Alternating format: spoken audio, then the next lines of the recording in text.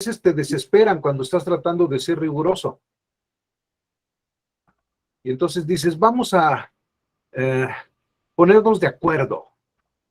Cuando decimos y, una cosa tan sencilla, y, la necesitas para decir dos cosas seguidas. Llueve y amanece. Bueno, esa palabrita y en español puede significar un montón de cosas distintas. Puede significar y simultáneamente, puede significar y después. A veces ni siquiera significa conjunción. Entonces, el lenguaje que a ti te ha parecido un problema es realmente una solución, pero no lo necesitas para empezar. Al inicio puedes estudiar la lógica proposicional, por ejemplo, el cálculo proposicional de primer semestre, con lo que empezamos la lógica hoy día. Y los estoicos lo hicieron en griego hace ya 22 siglos. Entonces, este lenguaje que usamos hoy día, que apenas tiene un siglo de existencia, es nada más una herramienta para facilitarnos el trabajo reciente. Pero para empezar a estudiar lógica, Carlos, no te preocupes, importa más que entiendas lo que estás haciendo a que puedas hacer los garabatos correctamente. La semántica siempre es más importante que la sintaxis. Entonces, espero darte esperanzas de que como tienes curiosidad y tienes experiencia, la lógica para ti sería muy sencilla. Pero necesitas una buena profesora que no te dé trabas, que te haga puentes. Perdona, Jesús. Muchísimas gracias, muchas gracias. Creo que ya empezamos la discusión y eso es justo lo que buscamos. Nos da mucho gusto. Gracias, maestro Carlos, maestro doctor Raimundo. Pues bueno, bienvenidos a La Paideia. Nos da mucho gusto saludarlos en este espacio, un espacio de difusión del conocimiento. Estamos en nuestro cuarto programa, todos los miércoles a las 8 de la noche. Y bueno, el día de hoy tenemos el gusto de escuchar, de recibir en este espacio a uno de nuestros grandes filósofos y lógicos mexicanos. Realmente nos sentimos profundamente agradecidos que el doctor Raimundo Morado Estrada haya aceptado poder dialogar, poder tener esta entrevista sobre filosofía, sobre lógica, sobre educación. Y bueno, pensamos un poco en este título porque cuando me imagino a Raimundo Morado Estrada, casi cuando leo su nombre, estoy pensando en la intersección de estos campos de conocimiento entre la filosofía, entre la lógica, entre la educación. Así que bueno, es un gran privilegio poderlo saludar. Siguen asistiendo algunos de nuestros colegas, se van sumando poco a poco a la plataforma, pero bueno, si usted me permite, doctor Raimundo, vamos a iniciar con una presentación formal y después con una serie de preguntas que tenemos preparadas y desde luego tenemos un espacio para que todas las personas que nos siguen, tanto en la plataforma aquí en Google Meet como también a través del canal de YouTube, pues también nos puedan hacer algunas preguntas para usted, desde luego. Y bueno, en primera instancia agradecemos la presencia del doctor Raimundo Morado Estrada. Él estudió filosofía en la Universidad Nacional Autónoma de México. Es también maestro en computación y en filosofía por la Universidad de Indiana en Bloomington. Es doctor en filosofía por esta misma casa de estudios. Ha recibido algunos de los reconocimientos más importantes en el campo académico, como es la distinción Premio Universidad Nacional, otorgada por la Universidad Nacional Autónoma de México en 1998, y el Premio Nacional de Lógica en el año 2017. Bueno, es un investigador titular del Instituto de Investigaciones Filosóficas de la UNAM, es miembro del Sistema Nacional de Investigadores y es un autor muy reconocido de más de 60 ensayos, artículos de investigación, capítulos de libros, sobre lógica, sobre filosofía de la lógica, sobre teoría de la argumentación, sobre filosofía de las matemáticas. Es un profesor que ha visitado y ha impartido cursos, conferencias en diferentes partes del mundo. Prácticamente, pues es un Raimundo Morado universal, diríamos, porque hemos tenido la oportunidad de conocerlo desde hace muchos años y de poder aprender de sus palabras, de su persona. Ha sido presidente de la Asociación Filosófica de México, de la Academia Mexicana de Lógica, y bueno, nos complace mucho, doctor Raimundo, que esta noche nos acompañe y esté con nosotros. Muchas gracias. Entonces, bueno, si usted está de acuerdo, vamos a comenzar.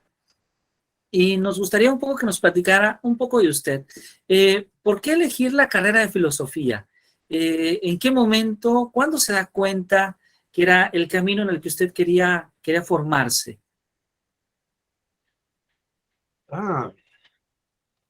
Qué lástima que no me mandaste las preguntas por anticipado, Jesús. Voy a tratar de improvisar algo. Aunque la respuesta es muy sencilla, no había otra opción. Creo que cuando ustedes se enamoran, deben sentir eso, aunque no sea cierto, pero deben sentirlo, que no había otro remedio, no había otra alternativa. Yo empecé más bien del lado de Jesús, interesado por las matemáticas, pero cuando le pregunté a un profesor por qué no se podía dividir entre cero, el muy salvaje me respondió: eso nadie lo sabe. Y dije, bueno, yo no quiero una ciencia donde la gente no sabe por qué está haciendo las cosas. Entonces voy a buscarme otra disciplina. La física. Se supone que eso me va a explicar el universo. Y me interesó, yo me quería dedicar a física teórica, especialmente física cuántica. Pero cuando empecé a hacer la misma pregunta a los físicos, bueno, ¿qué es el tiempo? ¿Qué es el espacio? ¿Qué es la materia? ¿Qué es la gravedad? Algo tan básico. Me decían, mira, no sabemos qué es, pero podemos hablar de cómo es. Y para un joven, adolescente, eso es muy insatisfactorio. Uno no quiere simplemente que le den resultados parciales, uno quiere que se enfrenten a las preguntas más profundas. Entonces empecé a buscar dónde está la gente que se enfrenta a las preguntas más profundas y no se entrega a la fantasía, porque cualquiera puede dar una respuesta inventada, cualquier cuento de hadas. Yo no quería bonitas fantasías, yo quería la realidad. Entonces, ¿quiénes buscan de manera rigurosa, científica, sistemática, entender la realidad? Las grandes preguntas. Y no había opción. En realidad no había alternativa. Eran los filósofos. Entonces me metí a filosofía a que me respondieran las preguntas. Pero en ese momento, en la universidad donde yo estaba, que era la UNAM, la gente andaba con una cosa muy rara de que no importaban las respuestas, lo que importaban eran las preguntas. Pero yo no quería preguntas, yo lo que quería eran respuestas. Entonces no me satisfacía mucho una profesión donde se conformara la gente con nada más preguntar. Yo quería verdades, no solamente preguntas muy bien estructuradas. Y estaba a punto de dejar la carrera después de que le pregunté a una profesora de epistemología, pero maestra, ¿cómo se le responde al escéptico? Y ella salvajemente me respondió, no se puede, no hay respuesta. Bueno, entonces me voy a otro lado donde sí tengan respuestas. y me avisan cuando ustedes ya encuentren las respuestas aquí y entonces regreso. Pero no voy a estar perdiendo mi tiempo con gente que no tiene respuestas. Curiosamente, me dio clases otra profesora de metalógica y descubrí que en filosofía sí hay respuestas. Lo que pasa es que hay que hacer el trabajo. No basta imaginar cosas bonitas o hacer un discurso muy impresionante, constelado de epítetos esdrújulos. Se necesita hacer la talacha, el trabajo paciente de afinar los instrumentos y pacientemente, paso a paso, ir demostrando cosas a partir de las bases más seguras posibles. Descubrí que sí podía haber respuestas y podía haber verdades. De hecho, quien haya tomado un curso de lógica, en el primer semestre, en las primeras clases, puede obtener no una o dos o 100 o 200 verdades importantes, infinitas. No todas, pero sí infinitas verdades pueden ser alcanzadas en un par de semanas estudiando lógica. Son verdades lógicas, son verdades eternas, son verdades inamovibles, son verdades seguras, 100% seguras, irrefutables. Era lo que yo buscaba desde que pensé que las matemáticas me lo podían ofrecer. Y afortunadamente, al profundizar en metalógica, descubrí que sí había maneras de fundamentar las matemáticas, que la física podía dar conocimiento, que esa gente que me pareció que representaba la disciplina al no poder responder mis preguntas, no la representaba. No tenemos por qué ser ignorantes o quedarnos en la mera duda o en la pregunta para conocer la realidad. Podemos descubrirla sin necesidad de fe, sin necesidad de magia, sin necesidad de creerse unas ruedas de molino o espantosas. Podemos encontrar verdades, tal vez no todas, pero sí infinitas, las suficientes como para pasarse el resto de la vida. Ese fue mi camino para llegar a la filosofía y en especial a la lógica, Jesús. Muchas gracias, doctor Raimundo. Ya nos dijo una palabra muy importante. Creo que es una palabra que nos inspira a conocer más del doctor Raimundo Morado, porque es uno de nuestros grandes lógicos en México. ¿Por qué es tan importante la lógica? ¿Cuáles son, podríamos decir en términos muy generales, las ventajas que tiene introducirse a este campo de estudio? ¿Por qué los ciudadanos tendríamos que poner un poco de más énfasis en la lógica? ¿Cuántas horas tenemos, Jesús? Es una riqueza tal. Bueno, antes de que se me olvide, no le hagan mucho caso a las alabanzas de Jesús.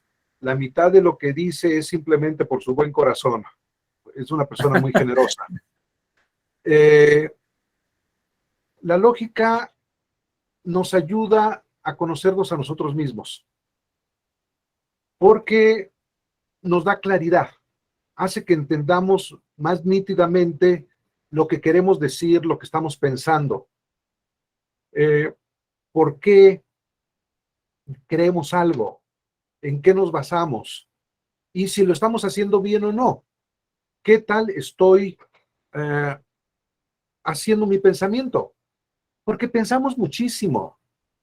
Aunque sea en las carreras de Fórmula 1, aunque sea en los videojuegos, aunque sea en la guerra de Ucrania, en cualquier cosa pensamos.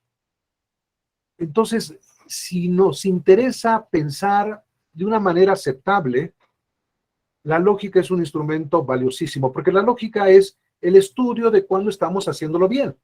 Entonces, imagínense que a alguien le gusta la gastronomía y se encuentra un libro que dice ¿cómo saber si está usted cocinando bien?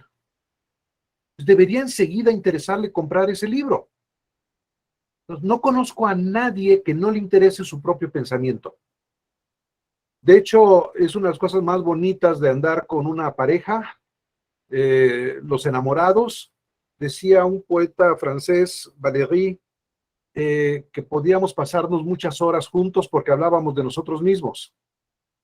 Pues sí, de eso es de lo que habla la lógica, del pensamiento nuestro, de lo que está en nuestra cabeza, pero también en nuestras decisiones, en nuestra vida, en cómo nos guiamos.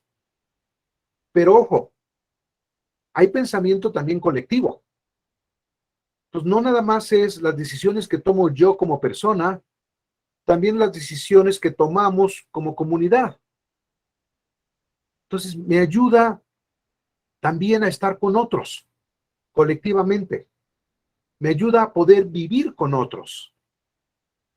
Porque mucho de lo que conduce nuestro comportamiento con los demás es nuestros prejuicios, o nuestras metas, o nuestras estrategias, o nuestras inferencias. Entonces, si yo puedo entender cómo estoy pensando sobre otros y cómo otros están pensando, podemos empezar a negociar, podemos empezar a comerciar, podemos empezar a convivir. Y eso es muy, muy bello, porque significa que la lógica tiene un impacto social. Y mucho de lo que está ocurriendo en el mundo no es por maldad, es por ineficiencia. No es que realmente vivamos en un México espantoso porque alguien diga, yo quiero vivir mal, yo quiero destruir la vida. Hay esas gentes muy enfermas, pero la mayoría, yo creo que más del 95%, no está buscando destruir y hacer daño. Lo hace sin querer. Lo hace porque está tratando de obtener otra cosa. Y la mayor parte de las veces destruimos por amor. Por amor a la patria, por amor a nuestra tribu, por amor a lo que queremos son nuestros intereses personales, por amor a nuestra religión, a nuestra ideología, y por amor vamos a la guerra. Y somos no nada más capaces de morir por ellos, por esos ideales, peor todavía, somos capaces de matar por ellos. Entonces, si pensamos mal, pues vamos a hablar mal, y vamos a actuar mal, y vamos a interactuar con otros mal. Y lo que pudo haber sido una convivencia muy productiva, muy fructífera, se convierte en un infierno. La mayoría de las cosas que hacen que la vida sea horrible no es la maldad, sino simplemente la falta de lógica. Desgraciadamente, el diagnóstico es solamente la mitad de la cura. Se necesita además que la gente tome la medicina. Y ustedes saben que convencer a la gente de que se vacune y de que tome sus refuerzos y de que se protejan y que protejan a los demás, requiere educación, requiere trabajo. Pero piensen que gracias a estos avances en la ciencia, en la filosofía, en la lógica, hoy día vivimos en un mundo mejor, donde ya no queremos que la letra con sangre entra. Este es el momento de la historia, con todas nuestras guerras, en que hay menos guerras, en toda la historia, en que hay menos destrucción, en que hay menos hambre, en que hay menos ignorancia, en que hay menos analfabetismo. Este es el momento mejor en la historia de la humanidad. Hay progreso. Lo que pasa es que a medida que progresamos nos volvemos más ambiciosos y entonces empezamos a rasgarnos las vestiduras y decir, el mundo está peor cada vez. No, los lógicos han creado grandes avances que han hecho que tengamos mejor derecho. En serio, las leyes han mejorado gracias a lógicos. Que tengamos mejores computadoras.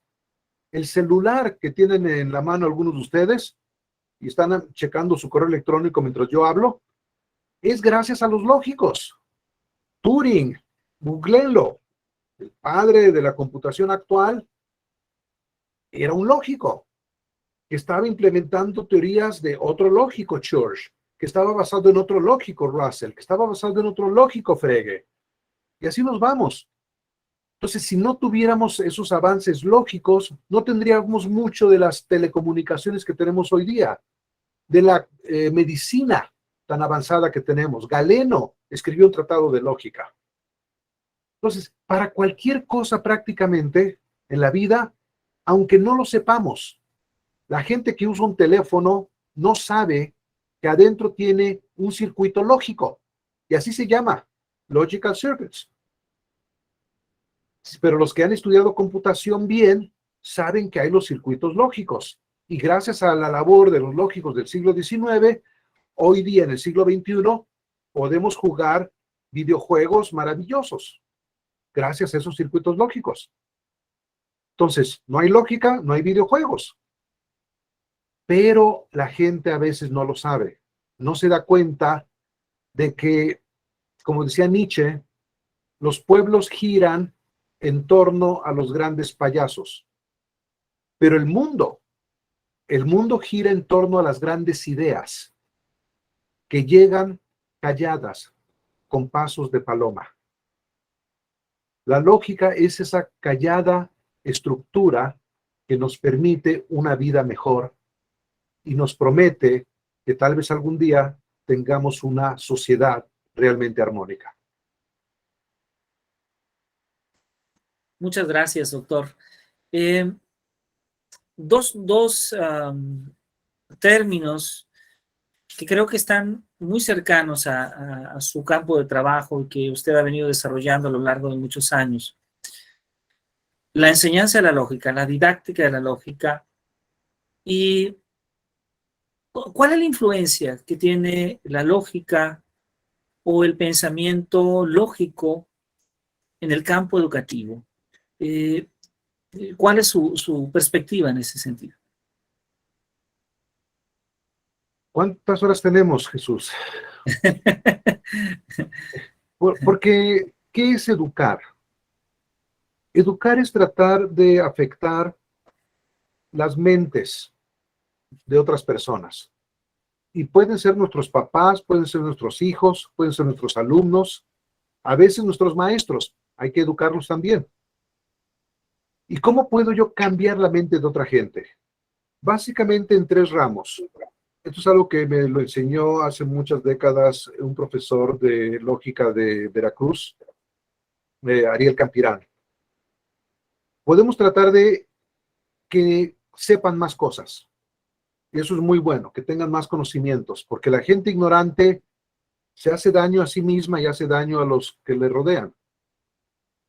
Pero más importante que los conocimientos todavía, los conocimientos son indispensables. Hay que aprender, pero además tener ciertas habilidades para manejarlos, procesar la información. Pues la lógica nos ayuda, primero, a evaluar los conocimientos putativamente, lo que nos ofrecen como conocimientos. Oye, fíjate que para mejorarte de tus riñones, tómate esta agua de Tlacote.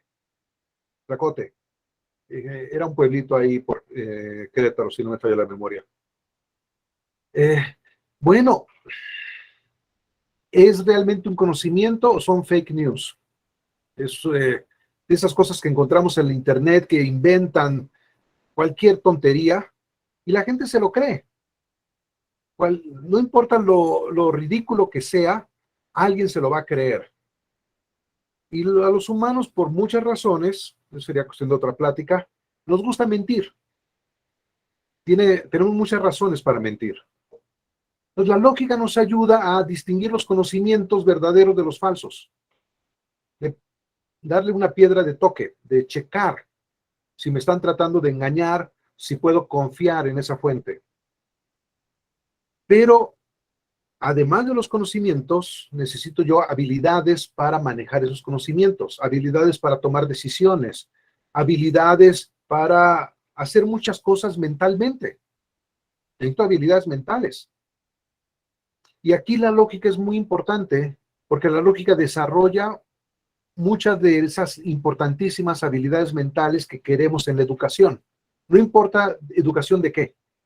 No importa si estamos enseñando matemáticas, si estamos enseñando historia o química o literatura. Necesitamos ciertas habilidades mentales. Y la lógica ayuda mucho a desarrollar. Es como gimnasia mental. Pero puede ser además divertida, puede ser entretenida, puede ser fácil, puede ser bella, puede ser útil. Y el tercer aspecto en el que podemos cambiar la mente de otros, educarlos.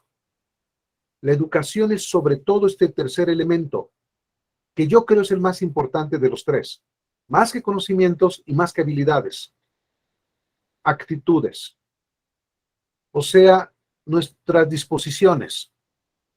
¿Qué es lo que odiamos? ¿Qué es lo que deseamos? ¿Qué es lo que nos interesa? ¿Qué es lo que nos repugna?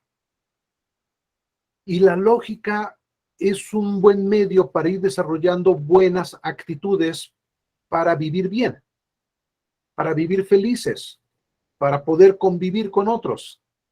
La lógica ayuda a desarrollar buenas actitudes. Si el curso de lógica es bueno, si el curso de lógica es malo, van a hacer que odien a la lógica, que no desarrollen habilidades y que rechacen los conocimientos. Entonces, búsquense a una buena profesora. ¿Y qué es una buena profesora? La que les ayude a obtener los conocimientos, la que les dé los ejercicios para desarrollar las habilidades, la práctica, pero sobre todo la profesora que los motive, que los estimule, que les deje darse cuenta lo importante y hermoso que es el estudio de nuestra propia razón, de nuestras propias capacidades de inferir, de sacar conclusiones, de acercarnos a la verdad. Una profesora que les dé una buena actitud de honestidad intelectual, de curiosidad, que permita que sea mucho más fácil, si ya tienen la motivación, hacer los ejercicios que van a afianzar esas habilidades y también esos conocimientos. Entonces, decía mi abuela que a fuerzas de los zapatos entraban. Sí entran, pero hay maneras más sencillas. Y la manera más sencilla es usar la materia, la asignatura, la clase de lógica para desarrollar buenas actitudes intelectuales que permitan más fácilmente desarrollar esas habilidades y esos conocimientos. Por eso para mí es la pata del trípode más importante. Se necesitan los tres. Si falta uno de ellos, se cae el trípode. Pero de las tres patas, la que yo creo fundamenta las otras dos es el desarrollo de las actitudes. Y eso hace que la lógica nos pueda servir prácticamente para todo en la vida. Porque no hay situación tan hermosa, tan afortunada, no hay matrimonio tan conveniente, no hay premio tan grande que no pueda ser derrochado, que no pueda ser echado a perder con una mala actitud. La gente que no tiene una buena actitud mental desperdicia todas las oportunidades de la vida. No importa qué tanta suerte hayan tenido ustedes, la familia que les tocó, la situación social, el país en el que nacieron, todas las ventajas del mundo, ustedes pueden destruir su vida. Pero con una buena actitud pueden reconstruirla y salvarla. Eso es lo mismo si están trabajando circuitos lógicos en ingeniería, que si están tratando de hacer una demostración lógica de una verdad matemática, que si están creando un sistema experto para medicina, o si están tratando de negociar con su pareja a dónde van a ir de vacaciones. Para cualquiera de esas cosas, la lógica es útil. Jesús. Muchas gracias, doctor Raimundo. Le agradecemos que nos comparta justamente estas ideas. Había escuchado esta conexión que se da también entre la lógica el lenguaje y el pensamiento.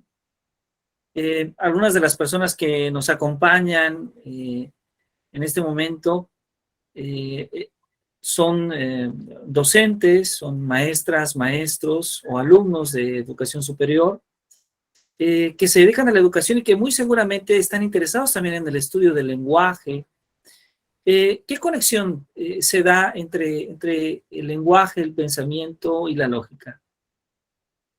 Muchísima. De hecho, la lógica es una disciplina bellísima porque ocurre en 3 reinos al mismo tiempo.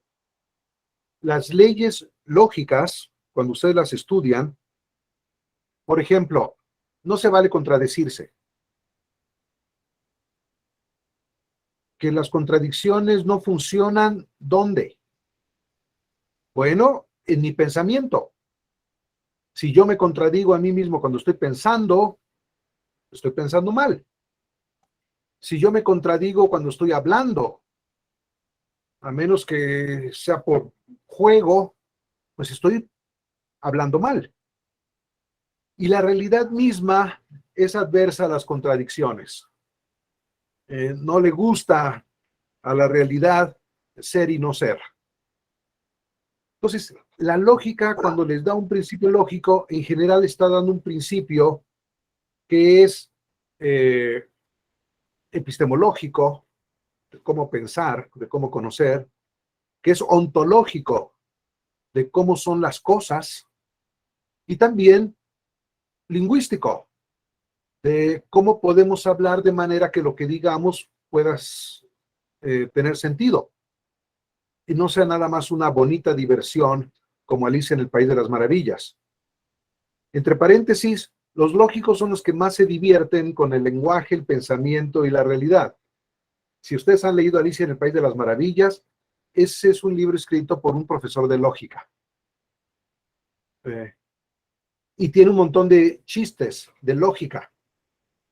Y mientras más lógica aprenden, más pueden disfrutar Alicia en el País de las Maravillas.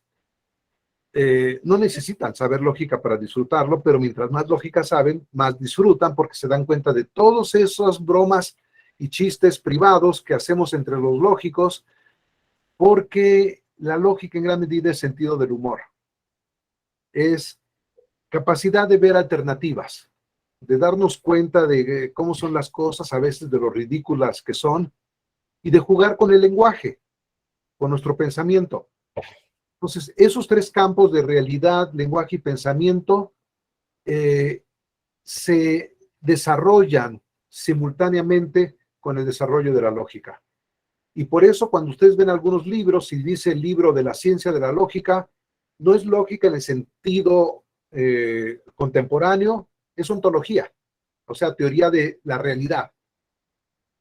Y a veces, cuando leen a los medievales, lo que tienen realmente es una especie de semántica filosófica, de teoría del lenguaje, teoría de la referencia, por ejemplo.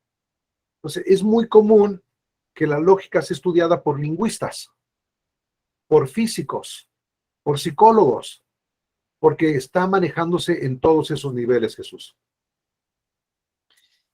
Doctor, muchas gracias.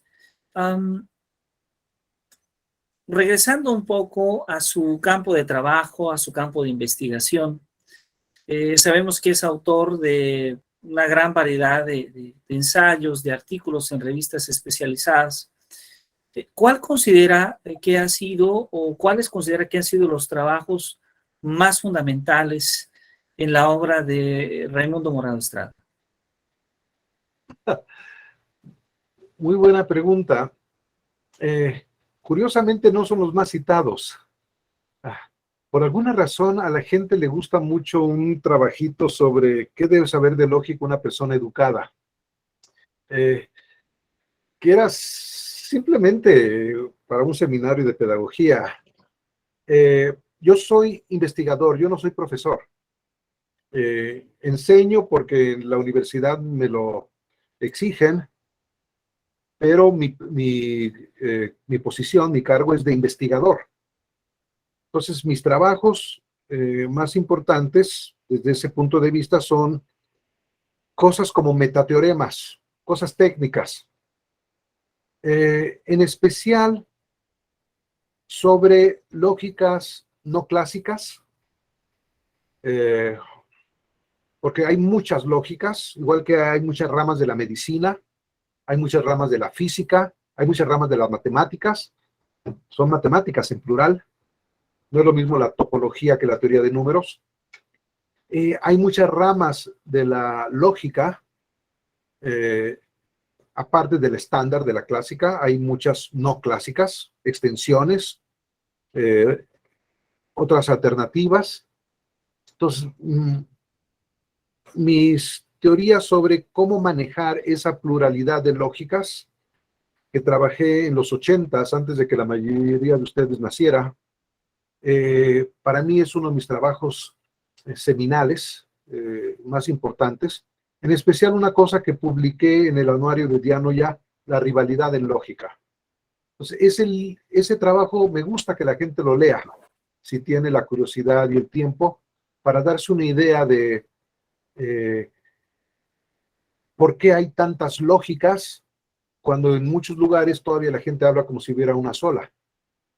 Igual que hablamos de la medicina hasta que llegamos a la facultad y entonces nos damos cuenta de que hay muchas. Otro libro importante, perdón, otro trabajo importante es sobre, dado que no somos perfectos, que no somos ideales, que nos equivocamos, que tenemos recursos mentales limitados, ¿cómo razonar bien, aunque no seamos infalibles, aunque caigamos en errores? Y cuando descubrimos, cuando el mundo nos hace reconocer que nos equivocamos, cómo de manera lógica recuperarnos, cómo retractar las conclusiones demasiado apresuradas a las que llegamos anteriormente.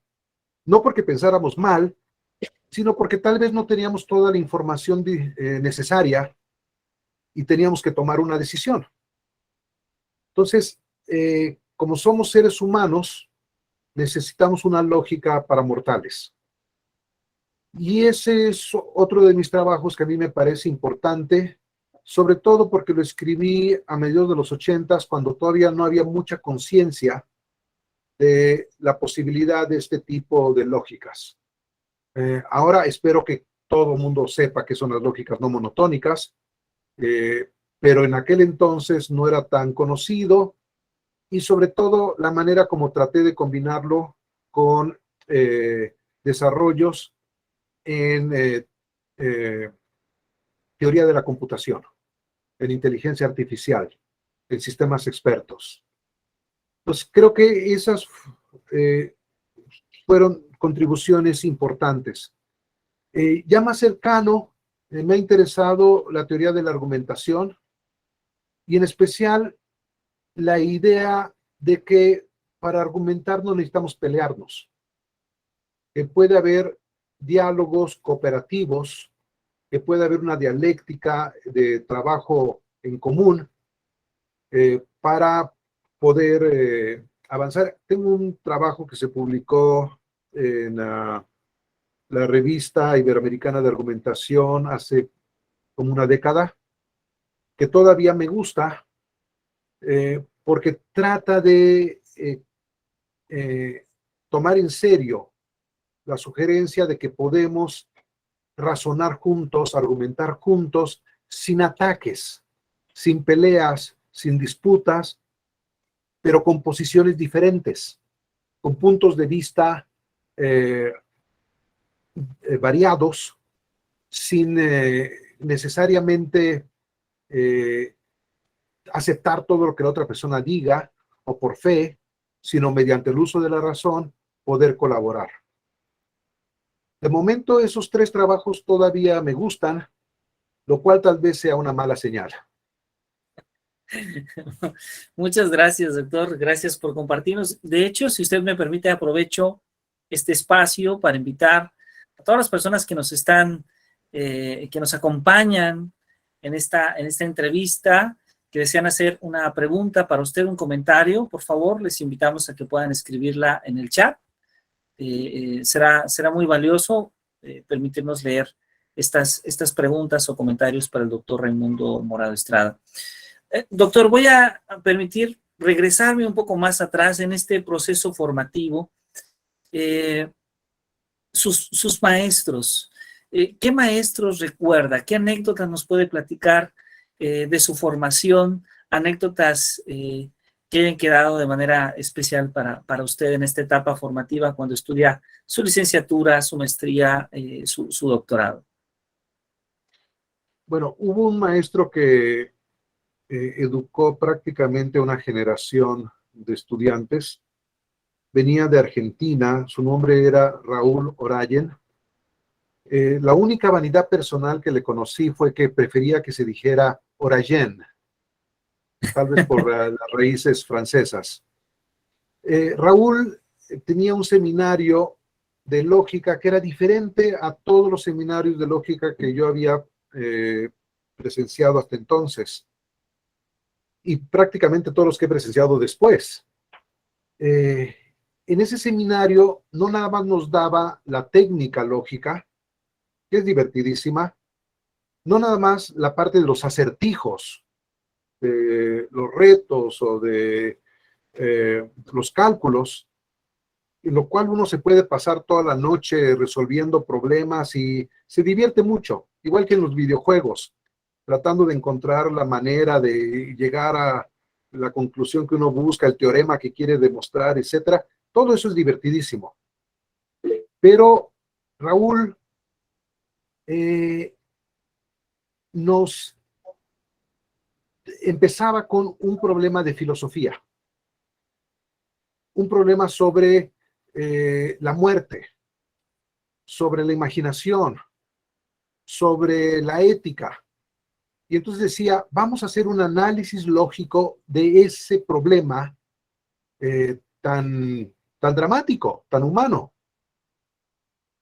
Y podía ser cualquier cosa, podía ser algo de política, podía ser algo de filosofía de la ciencia, algo de historia, y nos mostraba cómo los cuantificadores, las conectivas proposicionales, los operadores modales, nos permitían esclarecer, hacer más transparente cuál era el problema, qué era lo que estábamos diciendo, cómo podíamos mejorar, qué alternativas teníamos, e incluso hacer demostraciones, probar, algo que alguna gente cree que no se puede hacer en filosofía, demostrar algunas cosas muy importantes.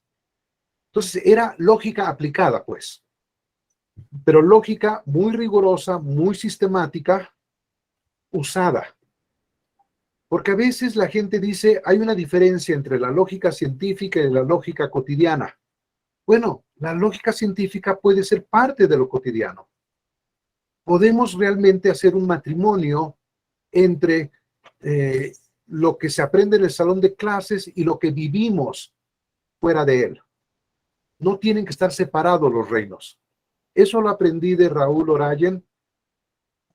No fui el único. Dejó toda una escuela maravillosa y producto del deseo de tratar de capturar esa magia de tener un buen profesor de lógica, nos hizo en 1996 reunirnos varios exalumnos de él y algunos otros amigos a hacer un taller de didáctica de la lógica.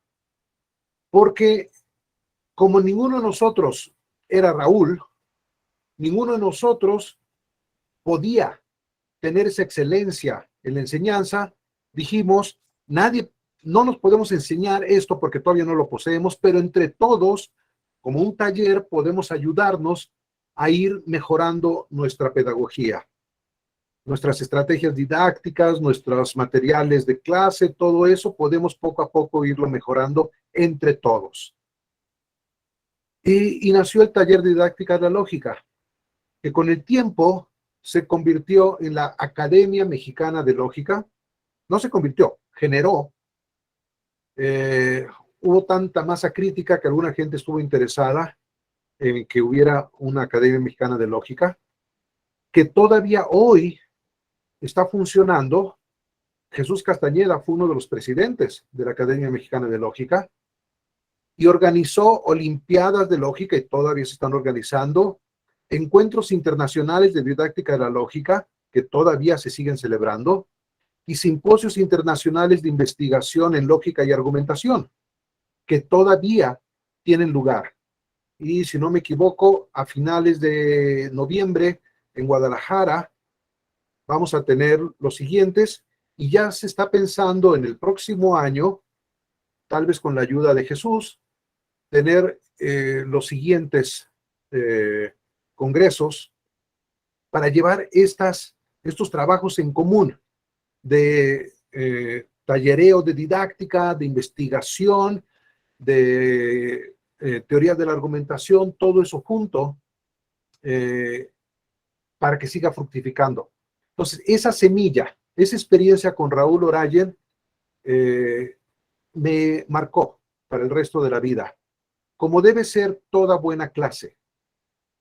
Debemos llevar esos tatuajes, esas marcas, no cicatrices, sino condecoraciones de cada buena clase, de cada buen curso que hemos tomado. Espero que ustedes tengan muchos de esos ejemplos de profesores que los han marcado de esta manera positivamente para el resto de su vida.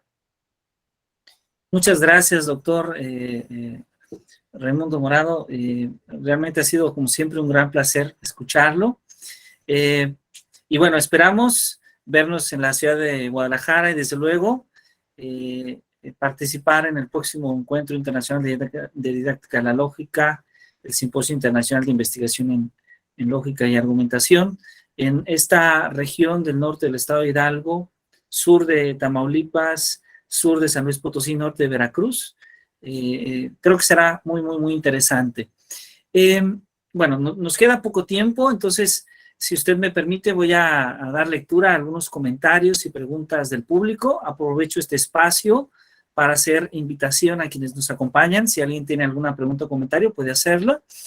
La maestra Hilda nos dice: qué alentador que los humanos no queramos solo destruir. Y el maestro Carlos nos dice: no he leído ni conozco de qué se trata, pero sí he escuchado acerca de la llamada lógica borrosa. ¿Nos podría comentar un poco a qué es ese tipo de lógica? Cuando estás enseñándole los colores a los niños, les dices, hay rojo, hay azul, hay amarillo, etc. Pero cuando quieres ya en serio tener pintores, lo primero que tienen que aprender los niños es que hay muchos azules. Y entre el amarillo y el rojo hay muchas gradaciones. ¿Dónde termina el rojo y empieza el anaranjado? La frontera es difusa, borrosa, pero así es la realidad, ni modo. Ahora, en la computación tratamos con ceros y unos, pero los que han estudiado ingeniería eléctrica saben cómo funcionan los circuitos en una computadora, en su teléfono, saben que no es prendido o apagado, se va prendiendo hasta que está ya completamente prendido y se va apagando hasta que ya queda completamente apagado. Hay todo un rango. Jesús diría de manera técnica, no son cantidades discretas, tenemos a veces toda una función continua, todo un rango que va de un extremo al otro, todo un intervalo. Eso es la realidad, ni modo. La realidad tiene muchos grados, tal vez no infinitos, pero sí muchos. En la lógica, normalmente empezamos para los principiantes con o sí o no, o verdadero o falso, o blanco o negro. Pero toda persona inteligente sabe que el mundo es más complicado, que en el mundo tenemos también cosas que no son ni verdaderas ni falsas, sino todo lo contrario, medio uno y medio lo otro. Entonces la lógica borrosa maneja estas enormes, bellas gradaciones de la realidad. No empezamos con ello porque pues, a un niño no le vas a soltar de pronto toda la complejidad de la vida, pero empiezas con los ejemplos paradigmáticos, lo completamente verdadero y lo completamente falso, y después, si quieren estudiar más, pueden tomar un curso de lógicas difusas o borrosas para poder manejar la complejidad de la vida. Eso se desarrolló allá por 1965 por un ingeniero, Lofty Zadeh, muy simpático, me tocó conocerlo antes de que muriera, y él decía, miren, no es nada del otro mundo, esto no es negar que a veces tenemos cosas que son completamente verdaderas y completamente falsas, pero también necesitamos más lógica para manejar los casos interesantes en los cuales la realidad es borrosa. No sé si eso estimula a alguno de ustedes, pero vale la pena verlo. Y gracias a esas lógicas, hoy día se hacen mejores lavadoras y trenes. En serio, googleenlo. La lógica, la filosofía, tiene un enorme impacto en la vida práctica tecnológica.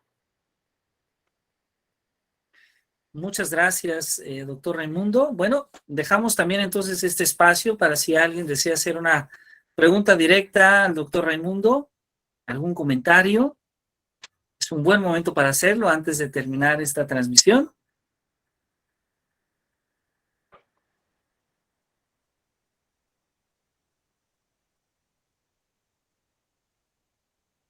Bueno, en lo que nuestros demás colegas piensan en esta pregunta o en este comentario, yo sí tengo una pregunta, doctor. La inteligencia ¿cuál es esta conexión que se da entre la inteligencia, lo que comúnmente llamamos la inteligencia artificial y la lógica? Es muy variada, porque como ustedes saben, la inteligencia viene en muchos tipos y tamaños y colores y sabores. Hay gente que es muy inteligente con las matemáticas, pero no lo es en la política. O es muy inteligente en las relaciones personales, pero no lo es para manejar instrumentos.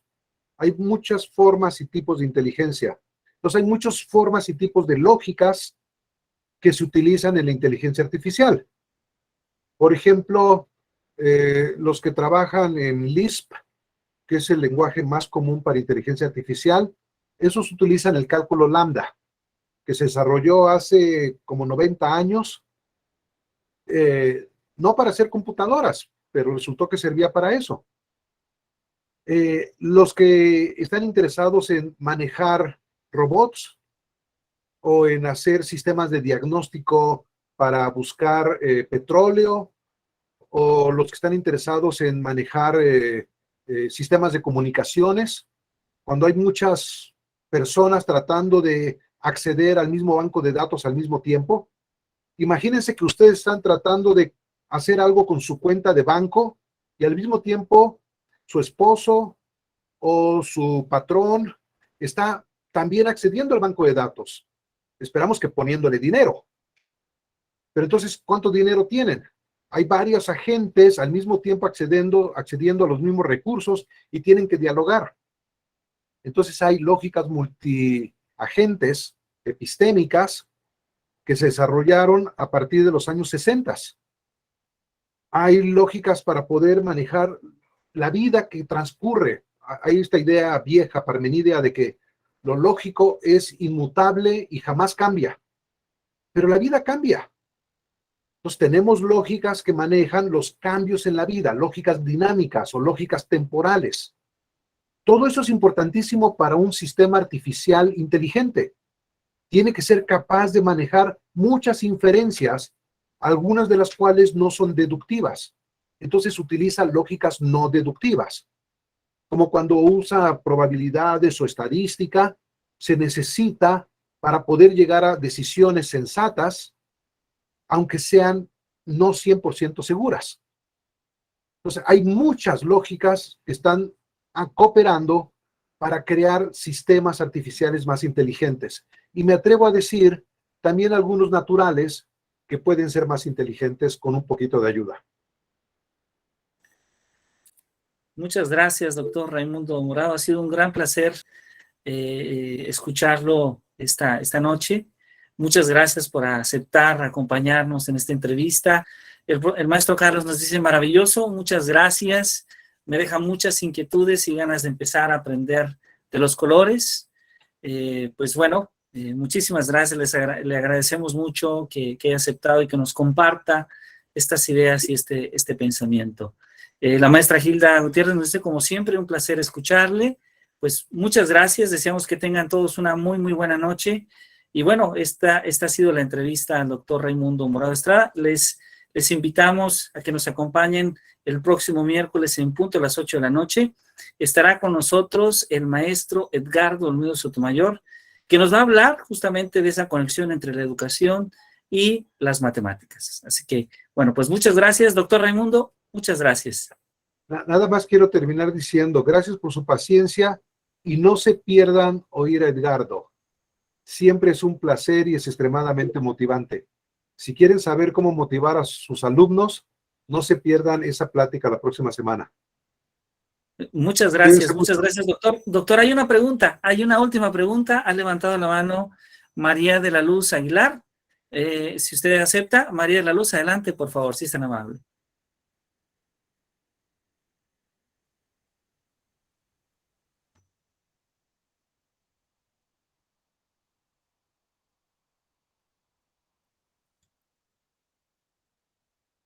Adelante, parece que tiene Disculpe. su audio apagado. Adelante, por favor, sí.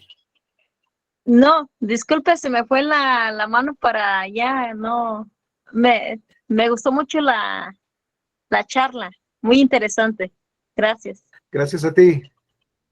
Muchísimas gracias. Pues muy buena noche. Los invitamos a que nos acompañen el próximo miércoles en punto de las 8 de la noche. Doctor Raimundo, muchas gracias. Gracias a todos. Muy buena noche.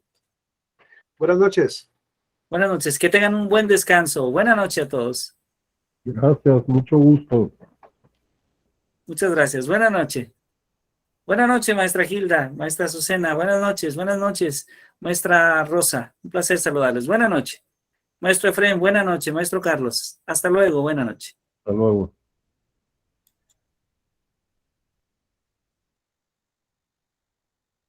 Gracias, maestra María de la Luz. Buenas noches, maestro Job. Gracias.